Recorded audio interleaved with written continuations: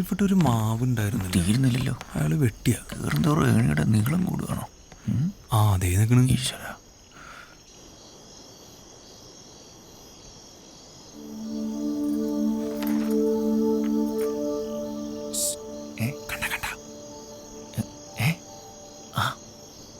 പുസ്തകം വായിക്കുക.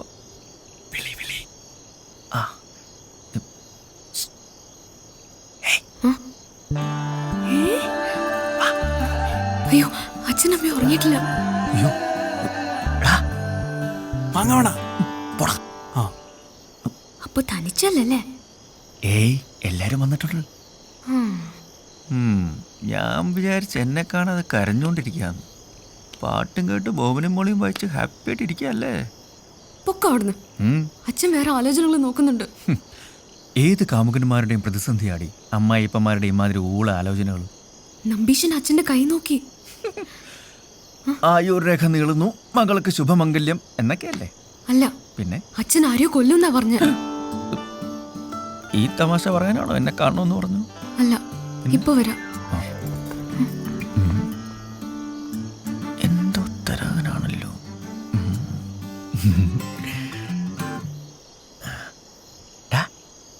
വേണ വേണ്ട, അതിലും മധുരമുള്ളത് അവളെ തരാൻ പോവാ. നല്ല പുള്ളിയോട്ടോ. മിനിയേട്ടാ, ഇത് മാധവേട്ടന് കൊടുക്കണം.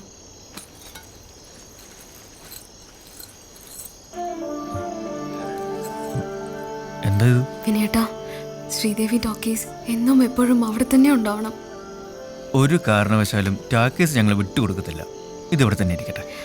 എത്ര വലുതാണെങ്കിലും ചെറുതാണെങ്കിലും നമ്മുടെ ടോക്കീസിന് വേണ്ടിയിട്ടല്ലേ. ഇത് മാധവേട്ടന് കൊടുക്കണം. അല്ല, അത് മിനിയേട്ടാ, കളിയല്ല. അച്ഛൻ വളരെ കാര്യമായിട്ടാ 2 ദിവസമായി ഹാലടങ്ങി നടക്കുക. ഉത്സവം നടത്താൻ പോലും പോവാതെ അച്ഛൻ എവിടെ ഇരിപ്പാ. ഉത്സവം കഴിഞ്ഞ ഉടനെ കല്യാണം നടത്താനാ. വിനയേട്ടന് എന്താ ഒന്നും മിണ്ടാത്ത? നമുക്ക് ചേച്ചി പോയതുപോലെ ഇവിടെ നിന്ന് ഇങ്ങോട്ടെങ്കിലും പോവാം. ഒളിച്ചോടാനാ? ഈ കയ്യെന്നെടുത്തേ, എന്നിട്ട് വേണം ഉണ്ട് എന്നെ നെഞ്ചത്തോട്ട് തുളച്ച് കയറാൻ. കൊള്ളാം. എടാ, ഒളിച്ചോടാന്ന്. ഒരേ ചോരയില്ലേ, അങ്ങനെ പറയൂ. ഒളിച്ചോട രക്ത ഇവളും പോവും. അപ്പോഴേക്കും പണിഞ്ഞോ? ഞാനൊരു തമാശ പറഞ്ഞല്ലേ. എന്നോട് മിണ്ടണ്ട. പിണങ്ങിയടാ. അയ്യോ, പാട്ടുപാട്. ബോംബെയില് അല്ല ബബലു, നീ പാടിക്കോ. സിനിമയിലേക്ക് എങ്ങനെയാ, നീ പാട്. പാടല്ലേ?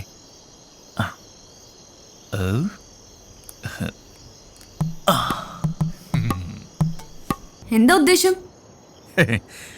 മ്യൂസിക്. മ്യൂസിക്കോ? അച്ഛനമ്മ ഉറങ്ങിയിട്ടൊന്നുമില്ല. അത് കുഴപ്പമൊന്നുമില്ല. നമുക്ക് ഒന്ന് ജസ്റ്റ് പുറത്തെ പാടം വരുമ്പോഴത്തേക്ക് പോയി ഒന്ന് ഡാൻസ് ചെയ്തിട്ട് വരാം. ഓക്കെ? അച്ഛൻ എണീറ്റെന്നാ തോന്നുന്നേ. വിനയുടെ പൊക്കോ. അല്ല, ഓഹോ, എല്ലാ പെണ്ണുങ്ങളും ഇങ്ങനെയാണല്ലേ. ബജരംഗൻ ഇറങ്ങി ഓടടാ. നമ്മുടെ പേര് പറയുന്ന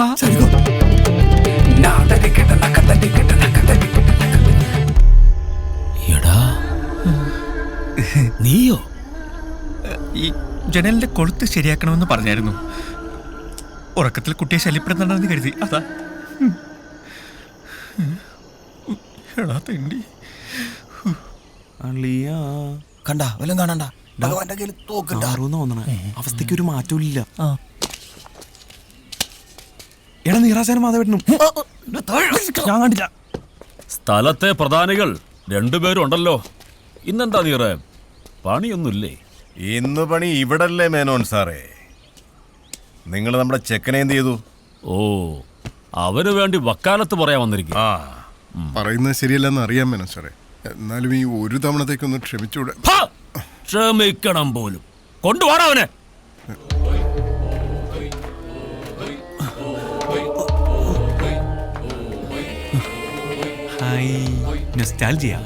നാട്ടുകാർ ഈ വക സമ്പ്രദായത്തിൽ ഒരു മാറ്റൂല അല്ലേ.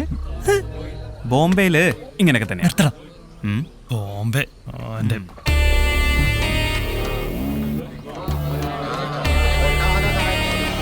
എടാ വള്ളിയും തെറ്റി പുള്ളിയും തെറ്റി.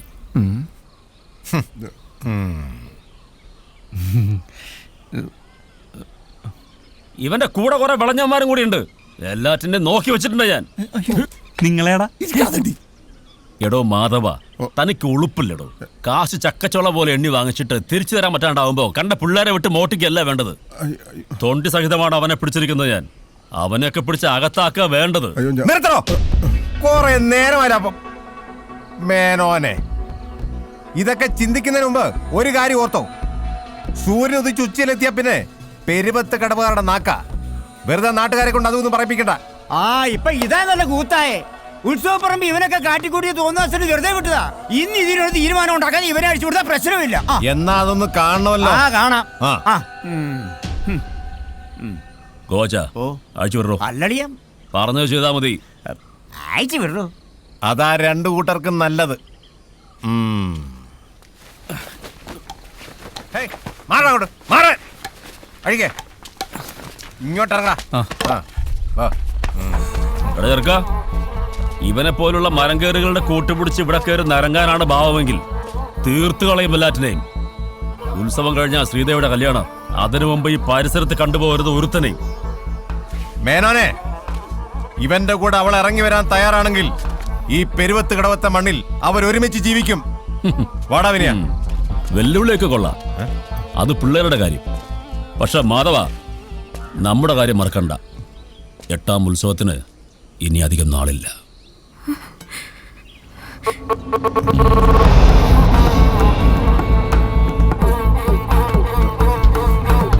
വാ, നീ വാ. വാടാ.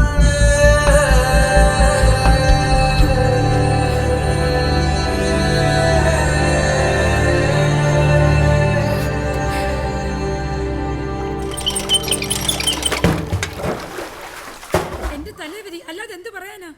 ഒരു തുണിയില്ലാതെ രണ്ടെണ്ണത്തിനെ വളർത്തി ഇത്രയും വരെ എത്തിച്ചു. ഇതിനി അറിയാൻ ആരും ബാക്കിയില്ല. പോത്ത് പോലെ വളർന്നിട്ടും ഈ വീട്ടിൽ 2 മനുഷ്യജീവികൾ ഉണ്ടെന്നുള്ള കാര്യം അവൻ ഓർത്തില്ല. അതെങ്ങനെയാ? മര്യാദയ്ക്ക് പണിക്ക് പോകാൻ പറഞ്ഞ അവനോട്ട് പോകത്തുമില്ല.